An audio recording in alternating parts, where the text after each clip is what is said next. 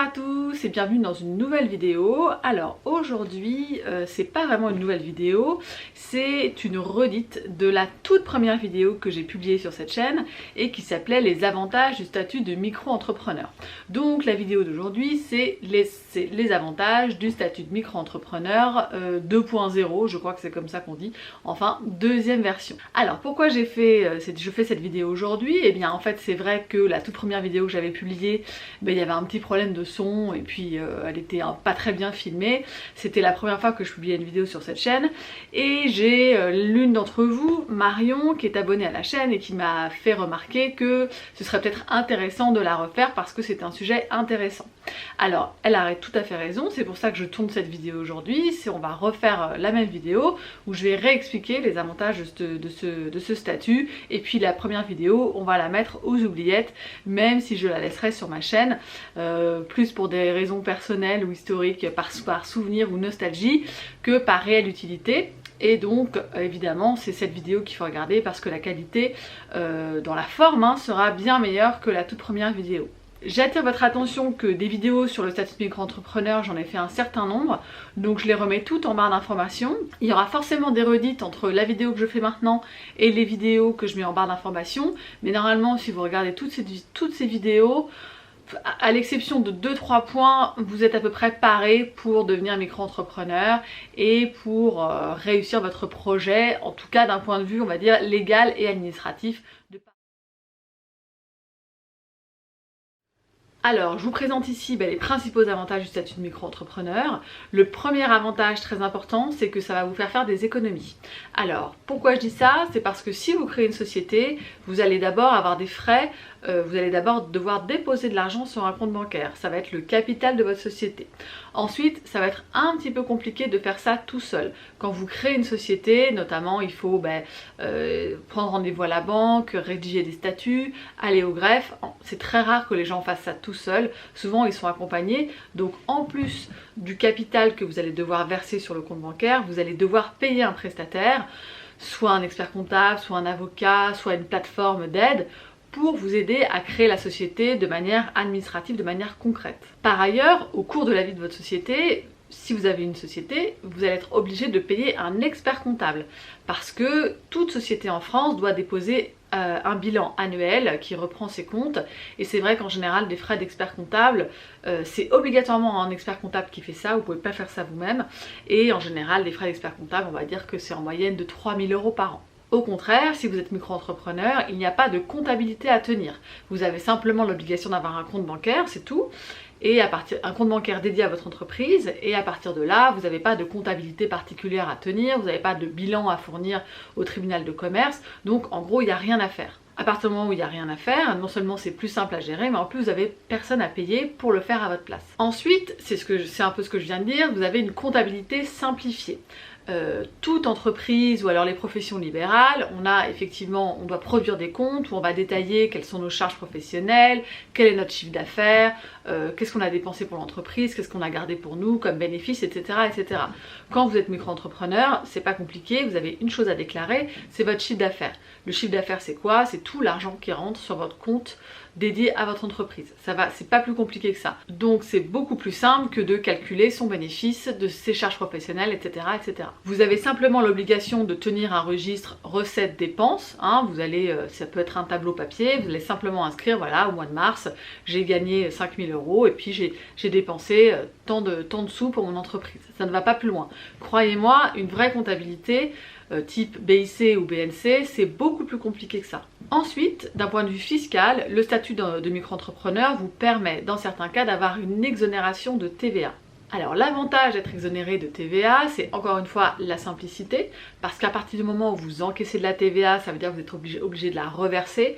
Là je vous invite à regarder mes autres vidéos sur la TVA, notamment pour les micro-entrepreneurs. Ça vous oblige à faire une déclaration soit mensuelle, soit annuelle aux impôts, et ça vous oblige à un peu compter, compter beaucoup plus dans les détails ce que vous encaissez et ce que vous dépensez. Alors attention, pour bénéficier de cette exonération, il faut quand même être en dessous de certains plafonds.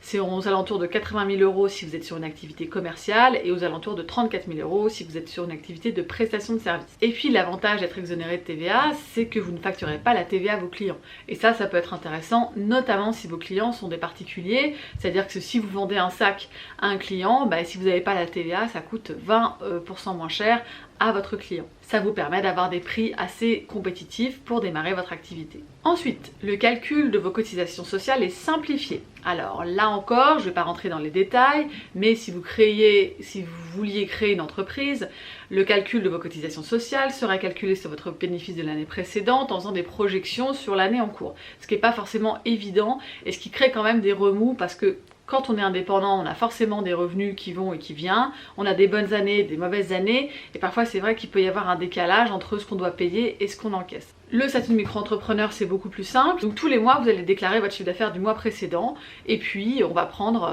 20%, 25%, 30% en fonction de si vous avez une aide type ACRE ou pas, on va prendre un pourcentage de votre chiffre d'affaires. Donc c'est très simple, en fait, vous devez avoir dans l'esprit que votre bénéfice, en fait, c'est votre chiffre d'affaires moins ce pourcentage de cotisation sociale qu'on va vous prendre, mais on le calcule sur le mois précédent, donc ça permet qu'il n'y ait pas trop de décalage entre ce que vous gagnez et ce que vous devez payer. Ces cotisations sociales, c'est quoi concrètement? Eh bien c'est votre sécurité sociale, votre cotisation à la retraite, votre cotisation à la maternité pour les femmes, de la formation professionnelle, et puis il y a un petit peu d'impôt, ça s'appelle la CSG, et c'est l'URSSAF qui va en fait vous prendre chaque mois un pourcentage de votre chiffre d'affaires et ça va couvrir toutes ces cotisations sociales, vous n'allez faire qu'un seul paiement. Enfin, le dernier avantage de cette micro-entrepreneur, j'en ai déjà parlé, vous pouvez bénéficier de certaines aides, notamment de l'ACRE. Pour aller plus loin, je vous invite à regarder ma vidéo quelles aides pour les entrepreneurs, mais l'ACRE, ça va vous permettre en fait d'avoir des taux réduits de cotisation sociale à payer, ce qui fait que la première année, votre bénéfice va être quasiment égal à votre chiffre d'affaires, c'est-à-dire que tout ce que vous allez gagner, l'URSSAF va prendre un tout petit pourcentage et il va vous rester tout ça pour vous aider à construire votre entreprise et à solidifier votre projet. Maintenant, il y a quand même des conditions pour avoir le statut de micro-entrepreneur. La première condition, elle est évidente, c'est d'être seul. Le statut de micro-entrepreneur, il ne convient pas aux gens qui ont un projet commun. À la rigueur, moi j'ai vu certains clients qui travaillaient ensemble pour des clients finaux, ou alors il n'y en avait qu'un qui facturait et puis ils sous-traitaient une partie à l'autre et ils se débrouillaient comme ça, ils étaient tous les deux micro-entrepreneurs.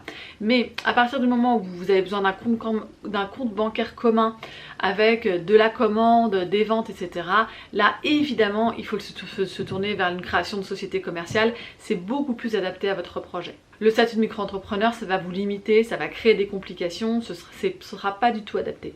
Ensuite, ça fait écho à ce que j'ai dit précédemment, il ne faut pas avoir un chiffre d'affaires trop élevé. Dès lors que vous avez un chiffre d'affaires trop élevé, que vous soyez seul, quel que soit votre type d'activité commerciale ou pas, à ce moment-là, vous serez obligé légalement de créer une société, de créer une société commerciale type SAS ou SARL.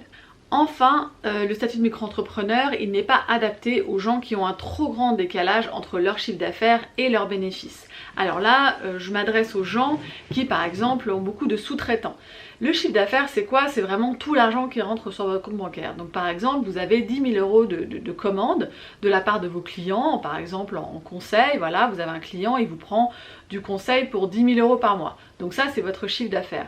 Et puis vous n'arrivez pas à tout faire tout seul, donc vous allez sous-traiter une partie de ces commandes à des consultants juniors, par exemple, hein, voilà. Et donc vous allez sous-traiter, je sais pas, 5 000 € ou 6 000 € ou 7 000 € de cette commande de 10 000 €, et vous finalement vous allez être le manager. Donc dans cet exemple, on a 10 000 € de chiffre d'affaires, mais en fait votre bénéfice réel il est de 3 000 €. Le reste vous l'avez sous-traité à un autre entrepreneur, à un autre prestataire. Donc le problème du statut de micro-entrepreneur, c'est que toutes vos charges sociales dont j'ai parlé précédemment, elles sont calculées uniquement sur votre chiffre d'affaires. Donc elles vont être calculées sur la somme de 10 000 €. Ce qui fait que Si ce montant est de 10% la première année mais de 25% la troisième ou la quatrième année, ben, il vous restera rien. Donc dans ce cas précis, si vous avez beaucoup de sous-traitance et finalement si vous avez un chiffre d'affaires qui est vraiment bien supérieur à un bénéfice, à ce moment-là il faut se tourner vers d'autres types de statuts, type EIRL. Là encore, j'ai fait beaucoup de vidéos sur le sujet et je vous invite à les regarder. Voilà, donc la conclusion de cette vidéo, c'est que qui que vous soyez, si vous avez un projet d'entrepreneuriat et que vous ne savez pas exactement où vous allez, vous ne savez pas exactement combien vous allez gagner, ni combien vous allez sous-traiter, je vous conseille de vous inscrire comme micro-entrepreneur. C'est vraiment ce qu'il y a de plus simple. Et puis, au fur et à mesure des mois, il faut ne pas hésiter à voir si ce statut convient toujours à votre activité, si ce serait préférable d'aller soit vers une entreprise, soit vers un statut de IRL, et de voir en fonction de l'évolution de votre entreprise. Mais encore une fois, c'est vraiment le statut le plus simple à gérer pour un entrepreneur débutant. Voilà, j'espère que cette vidéo vous aura été utile. Je remercie Marion de m'avoir incité à refaire cette vidéo et puis surtout je vous invite à ne pas hésiter dans les commentaires à me susurrer des sujets que vous aimeriez que j'aborde dans cette chaîne, puisque cette chaîne elle est vraiment faite pour vous. Vous arriviez à comprendre mieux le cadre légal pour les entrepreneurs en France, donc surtout n'hésitez pas. Je vous dis à la semaine prochaine, au revoir.